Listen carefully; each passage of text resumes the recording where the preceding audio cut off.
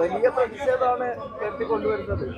അതെ, ഇത് ജനങ്ങളിൽ BJP ഗവൺമെൻറ്റിനെതിരായി ശക്തമായിട്ടൊരു ജനവികാരമുണ്ട്. ആ ജനവികാരമാണ് ഇവിടെ പ്രകടിപ്പിക്കപ്പെട്ടത്, കേരളത്തിലും ഇന്ത്യയിലാകെയും പ്രകടിപ്പിക്കപ്പെട്ടുകൊണ്ടിരിക്കുന്നത്. ആ വികാരത്തിനൊരു ഭാഗമാണ് അടുത്ത കാലത്ത് നടന്ന നിയമസഭാ തിരഞ്ഞെടുപ്പിൽ കണ്ടത്.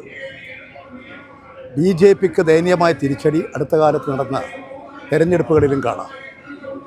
ഇപ്പോൾ ഒരു തിരിച്ചടി ആരംഭിച്ചു കഴിഞ്ഞിരിക്കുകയാണ്. തിരുവനന്തപുരത്തെ കുറച്ച് മത്സരം, അപ്പം അതിനെതിരെ മുഖ്യമന്ത്രിയും ആരോഗ്യമന്ത്രിയും ഒരു പ്രതികരണം നടത്തിയത് കടലിൽ പോയി കാണാതായവരെ കണ്ടെത്താൻ കുറച്ച് സമയമെടുക്കുന്നൊക്കെയുള്ളതായിരുന്നു. അതാണ് നാം മനസ്സിലാക്കേണ്ടത്. കേരളത്തിലെ ഗവൺമെൻറ്, ഇന്നത്തെ ഗവൺമെൻറ് അതാണ്. എന്നാൽ മുൻകാലത്ത് ഇവിടെ ഒരു ഗവൺമെൻറ് ഉണ്ടായിരുന്നു. കഴിഞ്ഞ 10 വർഷക്കാലം ഇങ്ങനെ ഏതെങ്കിലും ഒരു അനുഭവം കേരളത്തിൽ എവിടെയെങ്കിലും ഉണ്ടായിട്ടുണ്ടോ? കടലിൽ പോയ വള്ളം മറഞ്ഞു, ആളെ കാണുന്നില്ലെന്ന് പറയുമ്പോൾ ആദ്യം അവിടെ ഓടിയെത്തുന്ന മന്ത്രിയാണ്, ഉദ്യോഗസ്ഥന്മാരാണ്, പോലീസ്, സുരക്ഷാ സേനകളാണ്, ഡിസാസ്റ്റർ മാനേജ്മെൻറ്റിൻ്റെ ആളുകളാണ്, സംരക്ഷണ പ്രവർത്തനങ്ങൾക്കാണ് പ്ലാൻ കൊടുക്കുന്നത്. ഇപ്പോൾ അതാണോ നടക്കുന്നത്? ഇപ്പം തർക്കത്തിന് പുറപ്പെടുകയല്ലേ. കടലിൽ പോയിരിക്കുന്നതിനെ സംബന്ധിച്ച് വള്ളം മറഞ്ഞ ആളുകളെ കാണുന്നില്ല, അത് തർക്കത്തിലേക്കാണ് പോകുന്നത്. അതിലേക്കാണോ പോകേണ്ടത്? അതൊരു ഗവൺമെൻറ്റിൻ്റെ പിടിപ്പുകേട്, കാര്യപ്രാപ്തി ഇല്ലായ്മ, കാഴ്ചപ്പാടില്ലായ്മ, അതിൻ്റെ ഒരു ഭാഗമാണ് ഇപ്പോൾ നടന്നുകൊണ്ടിരിക്കുന്നത്. സംസ്ഥാനത്തെ സർക്കാരിന്റെ ജീവനക്കാർ വേറെയും ഈ രാഷ്ട്രീയ നേതൃത്വം വേറെയും എന്ന നിലയിലുള്ള അവസ്ഥയിലാണോ? മുഖ്യമന്ത്രിയുടെ ഒന്നും വരുത്തിയില്ലാത്ത അവസ്ഥയാണോ ഉള്ളത്? കോൺഗ്രസ് പാർട്ടി തന്നെ എത്രയാണ്? കോൺഗ്രസ് നേതാക്കൾ ഓരോരുത്തരും ഓരോ രൂപത്തിലുണ്ട്. പിന്നെ അവർ നയിക്കുന്ന ആ പാർട്ടി പല ഗ്രൂപ്പുകളുടെ ഒരു കോർഡിനേഷനാണത്.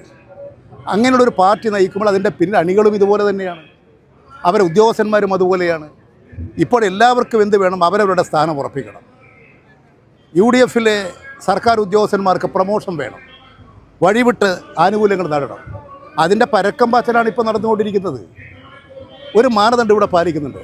നിങ്ങൾക്ക് ഓർമ്മയുണ്ടാകും, ഇടതുപക്ഷ ഗവൺമെൻറ് ഭരിക്കുമ്പോൾ തദ്ദേശ സ്വയംഭരണ സ്ഥാപനങ്ങളിലേക്ക് ഓൺലൈൻ മാത്രമാണ് ട്രാൻസ്ഫറും പോസ്റ്റിങ്. ആ സംവിധാനം രാഷ്ട്രീയം നോക്കിയിട്ടാണോ? ആളെ നോക്കിയിട്ടാണോ? ഇന്നത്തെ സാങ്കേതിക വിദ്യ ഉപയോഗപ്പെടുത്തിക്കൊണ്ട് എത്രമാത്രം നീതിപൂർവമാണ് നടത്തിയത്? ആ നീതിപൂർവമായി നടത്തിയ നടപടി മുഴുവൻ തകർത്ത് ഇപ്പോൾ ഓരോ സ്ഥലത്തും എന്താ ചെയ്തിരിക്കുന്നത്? കുറേ ആളുകൾക്ക് 264 ആളുകൾക്ക് 2 ആഴ്ച മുമ്പ് ട്രാൻസ്ഫർ കൊടുത്തു. ട്രാൻസ്ഫർ കൊടുത്തപ്പോഴാണ് ഈ ട്രാൻസ്ഫറുമായിട്ട് പോകുമ്പോൾ അവിടെയുള്ള panchayat secretary, corporation secretary, municipal secretary അയാൾ അവിടെ തന്നെയുണ്ട്. അയാളെ വേറെ എവിടത്തേക്ക് മാറ്റിയിട്ടില്ല. ഇവർ ഓർഡറും കൊണ്ട് അവിടെ പോയി എവിടെയായിരിക്കുക? എന്തെങ്കിലും ഒരു ധാരണ വേണ്ടേ? എന്തെങ്കിലും ഒരു വ്യക്തത വേണ്ടേ? ഇതെന്തൊരു വെള്ളരിക്ക പട്ടണോ? ഇതൊരു വെള്ളരിക്ക നാടാണോ കേരളം? ട്രാൻസ്ഫർ നടത്തുക, അവർ പോകുമ്പോൾ അവിടെ ആ കസേര വേറെയാൾ, കുറച്ച് കഴിയുമ്പോൾ അയാളും അവിടെ വേറൊരാൾ കൂടി വരുന്നു, 3ാമത്തെ ആൾ വരുന്നു. എന്ത് പരിഹാസമാണ് ഇവിടെ നടക്കുന്നത്? എന്ത് ഭരണമാണ് ഇവിടെ നടക്കുന്നത്? ഇതെല്ലാം ജനങ്ങൾ മനസ്സിലാക്കുന്നുണ്ട്. അത് കൂടുതൽ അറസ്റ്റ് ചെയ്തു. BJP വലിയ പ്രതിഷേധമായിട്ടൊക്കെ ഇറങ്ങിയിട്ടുണ്ട് അവിടെ. അല്ല, BJP RSS അത്തരത്തിലൊരു സംഘടനയാണെന്ന് കണക്കാക്കിയാൽ മതി.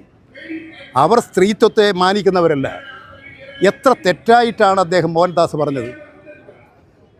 ഡൽഹിയിൽ സമരം നടത്തുന്നവരെ വെടിവെച്ച് കൊല്ലണം. BJPക്ക് RSSനല്ലാതെ മറ്റാർക്കെങ്കിലും ന്യായീകരിക്കാൻ സാധിക്കുമോ? ആ പാർട്ടിയെ ജനങ്ങൾ തിരിച്ചറിയട്ടെ. ഈ മോഹൻദാസിനെ സംരക്ഷിക്കാൻ വേണ്ടി പുറപ്പെടുന്ന RSS സംഘപരിവാർ BJPയുടെ നയം ജനങ്ങൾക്ക് മനസ്സിലാക്കാൻ കഴിയും. സ്ത്രീകളെ, അവിടെ സമരത്തിലിരിക്കുന്ന യുവതികളെ ബലാത്സംഗം ചെയ്യണം. എത്ര നെറികെട്ട വാക്കുകളാണത്! സ്ത്രീത്വത്തെ അവമാനിക്കുന്നതല്ലേ? എന്നിട്ട് ആ നേതാക്കന്മാരെ ന്യായീകരിക്കാൻ, അവർക്ക് വേണ്ടി പരിപാടികൾ സംഘടിപ്പിക്കാൻ എങ്ങനെയാണ് ഒരു രാഷ്ട്രീയ പാർട്ടിക്ക് സാധിക്കുക? അങ്ങനെ സാധിക്കുന്നുണ്ടെങ്കിൽ അവരുടെ നിലവാരം അതാണ് എന്ന് മനസ്സിലാക്കുക. വേറെ എന്താ? രാജ്യം മുഴുവൻ പ്രക്ഷോഭത്തിൽ, ജനങ്ങൾ സംഘടിതമായി മുന്നോട്ട് വരും. അതിനെ ഭയന്നിട്ടാണ് ഇപ്പോൾ ഒരു അഡ്ജസ്റ്റ്മെൻ്റാണത്.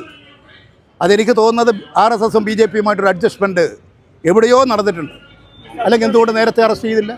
എത്ര ദിവസമായി അറസ്റ്റ് ചെയ്തോ? അതാണ് ഈ അറസ്റ്റ് എന്ന് പറയുന്നതൊക്കെ വലിയ. ഇത് നിങ്ങൾ മാധ്യമക്കാരിങ്ങനെ പടലെടുത്ത് കൊടുത്ത് എന്തോ ഒരു അസാമാന്യമാണ് എന്ന് ധരിപ്പിച്ചുകൊണ്ട് നിലനിൽക്കുന്ന ഒരു ചിത്രം മാത്രമേ ഉള്ളൂ. അല്ലാണ്ട് ഒരാളെ അറസ്റ്റ് ചെയ്യാൻ എന്തിനാ പോലീസിന് ഇത്ര? കേരള പോലീസിനത് കഴിയും. അവരെ ഇൻവെസ്റ്റിഗേഷനും അവരുടെ സൈബർ വിങ്ങൊക്കെ വളരെ പവർഫുള്ളായിരുന്നു കേരളത്തിൽ മുൻപ്. ഇനിയിപ്പോൾ അതെല്ലാം തകർക്കുന്നുണ്ടെന്ന് എനിക്ക് അറിഞ്ഞുകൂടാ. അതുകൊണ്ട് കുറ്റവാളികളെ കണ്ടെത്താൻ സാധിക്കും, എല്ലാ വശങ്ങളും നേരിട്ട് മനസ്സിലാക്കാൻ സാധിക്കും. ഇനി ഈ ക്രിമിനലുകളെ എല്ലാം അറസ്റ്റ് ചെയ്ത് പൂട്ടത്തിനൊക്കെ പൂട്ടട്ടെ, എപ്പോൾ പറയാം. ഈ അർജുനായിക്ക് തള്ളി പറഞ്ഞു പൂർണ്ണമായി. പക്ഷേ ഈ സൈബർ എടുത്ത് നടക്കുന്ന ഒരു ചർച്ച എന്ന് പറഞ്ഞാൽ എം വി ജയരാജനും എം വി ഗോവിന്ദനും ഒന്നും അല്ല പാർട്ടി, അർജുനായിക്കാണ് പാർട്ടി എന്ന തരത്തിൽ വലിയ രീതിയിലുള്ള പ്രചരണം ഒരു ഭാഗത്ത് നടക്കുന്നുണ്ട്. നിങ്ങൾ മനസ്സിലാക്കേണ്ടത് അർജുൻ എന്താ അവൻ്റെ പേര്, ആയങ്കി, അവരാണോ പാർട്ടി? അവനാണ് പാർട്ടി എന്ന് പറയുന്നുണ്ടെങ്കിൽ അവർ പാർട്ടിയല്ല എന്നുള്ള എല്ലാവർക്കും മനസ്സിലാവില്ലേ? അവന് വേണ്ടി ചെയ്യുന്ന കാര്യമാണെന്ന് അറിയില്ലേ? പോസ്റ്റ് ഇട്ടത് കഴിഞ്ഞ ദിവസം എം വി ജയരാജൻ തള്ളി പറഞ്ഞിരുന്നു.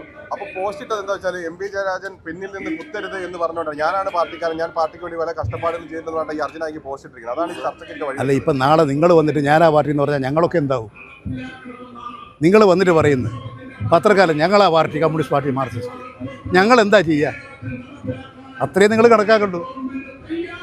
വലിയ രീതിയിലുള്ള ഇടത് സഹയാത്രികരൊക്കെ ചെറുപ്പക്കാരൊക്കെ അർജുനായിക്ക് ഫോളോ ചെയ്യുന്നുണ്ട്. തെറ്റായ ധാരണകളാണ് ഇപ്പോൾ ഈ സോഷ്യൽ മീഡിയയിൽ വരുന്നതൊക്കെ.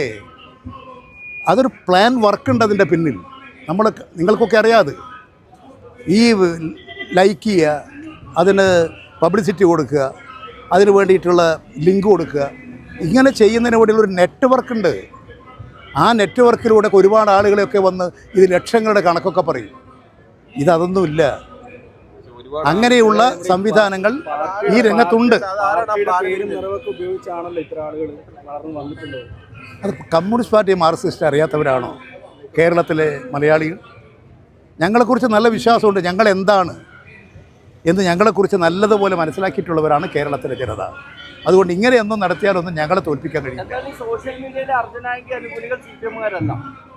അർജുനായിക്ക് അനുകൂലികൾ സോഷ്യൽ മീഡിയയിലെ അർജുനായിക്ക് ഒരിക്കലും ആകാൻ സാധ്യതയില്ല. ശരി, ആയില്ല.